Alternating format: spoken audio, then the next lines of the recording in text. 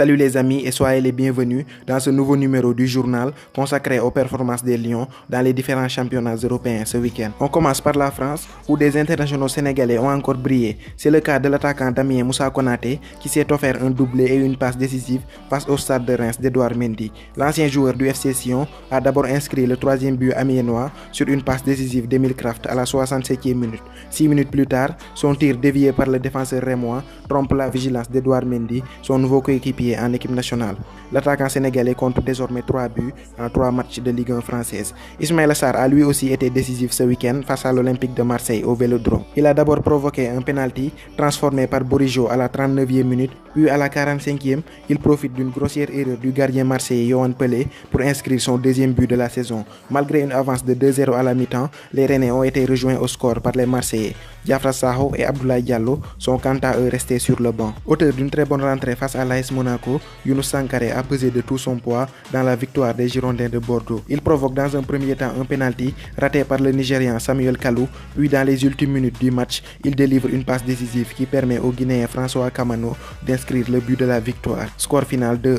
Toujours blessé, Youssouf Sabaly n'a pas pris part à cette rencontre. En Angleterre, Liverpool de Sadio Mané enchaîne les victoires en ce début de saison. L'international sénégalais était titulaire lors de la victoire des Reds à Anfield face à Brighton. Cependant, Mané n'a pas été aussi décisif qu'il l'a été lors des 2 premières journées de championnat.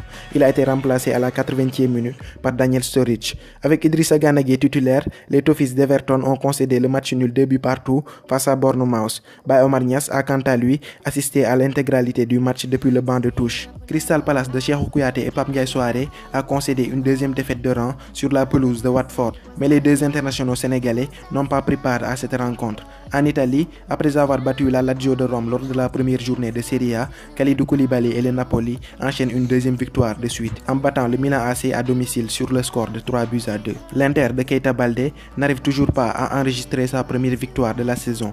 Les meilleurs jurys ont été tenus en échec par le FC Torino 2 buts partout à domicile. Keita Baldé est rentré à la 67e minute. Côté turinois, Mbaye Niang annoncé sur le départ n'a pas été retenu pour ce match. Alfred Gomis lui est parvenu à garder sa cage inviolée avec la SPAL lors de leur victoire 1-0 face à Parme.